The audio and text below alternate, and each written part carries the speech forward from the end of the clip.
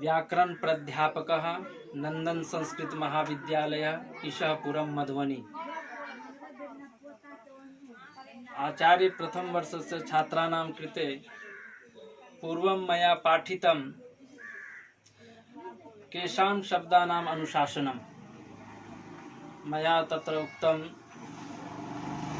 वैदिकानां लौकिकानां च। लौकिक शब्दः के गौ, अश्वः, शकुनी, मृगी, हस्ती, ब्राह्मण इत्यादयः एते लौकिकाः। वैदिक शब्दः के आसन ऋग्वेद, यजुर्वेद, सामवेद, अथर्ववेद ये वेदाः सन्ति। तेषां मंत्राः वैदिकाः सन्ति। गौर इत्यत्र कः शब्दः, गौ इसमें शब्द क्या है, इसको लेकर के हम लोग आज सभी लोग चर्चा करेंगे। तो कहता है किम यत् तत् शासना लांगुल ककुद खुर विषान्यर्थ रूपम सह शब्द। क्या शासना जो गलकम्बल होता है, गाय के नीचे जो मांस पिंड होते हैं लटके हुए, उसको गलकम्बल कहते हैं। ककुद जो गाय के ऊपर उगा हुआ होता है, वो खुर और पूछ, ये शब्द है।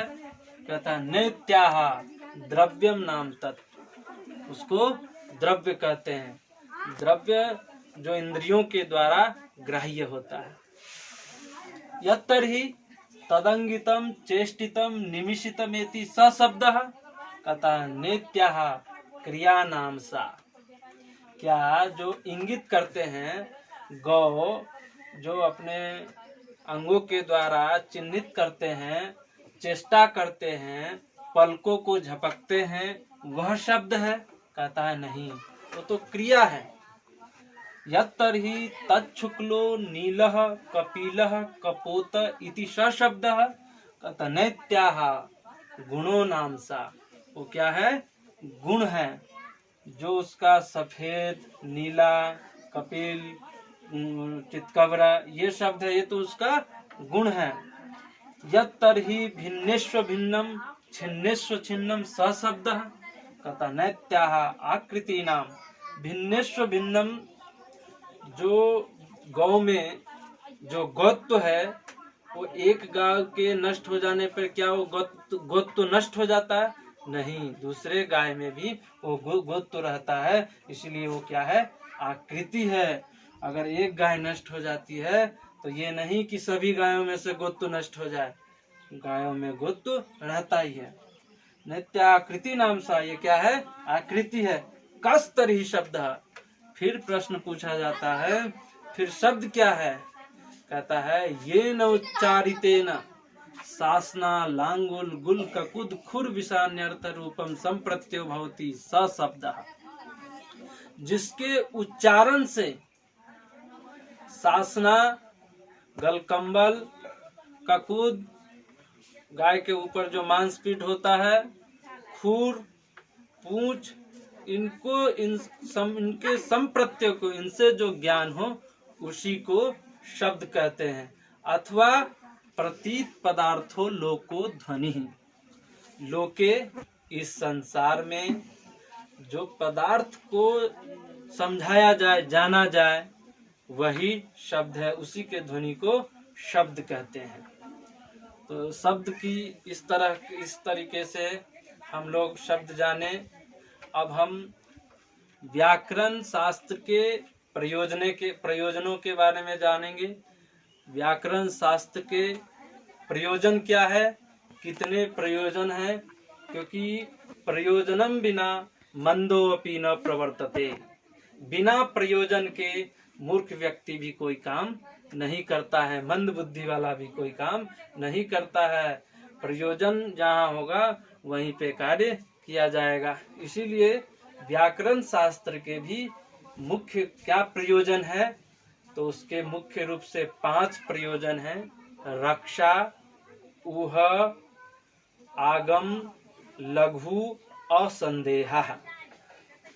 तो हम लोग रक्षा के बारे में पढ़ेंगे।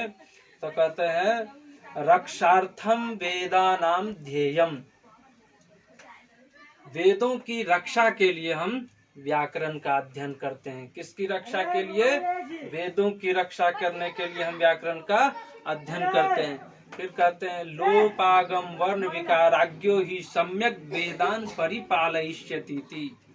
लोपागम वर्ण विकाराज्ञो ही सम्यक वेदान परिपालयिष्यति। वेदों की रक्षा करने के लिए, वेदों के जानने के लिए लोप, आगम और वर्ण विकाराज्ञ, इन तीनों को जानना बहुत जरूरी है। लोप किसे कहते हैं? तो किसी वर्ण का लोप हो जाए। लोप आगम, जैसे किसी चीज का अपने जगह पे आ जाना, इसे आगम कहते हैं। और असंदेहा लोप आगम वर्ण विकाराज्ञो, विकार उत्पन्न हो जाना। तो लोप कहते हैं जैसे तमना देवेशु, ऋग्वेद में एक मंत्र है तमना देवेशु, यहाँ पे होना चाहिए था आत्मना देवेशु।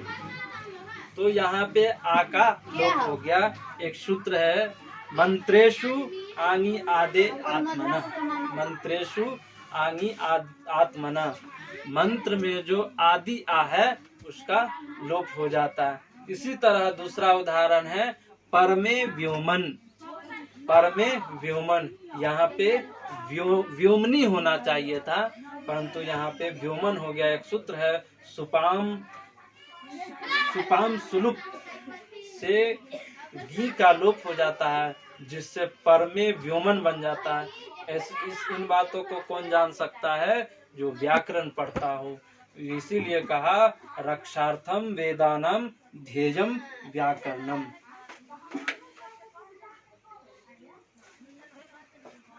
कितने मिनट का है?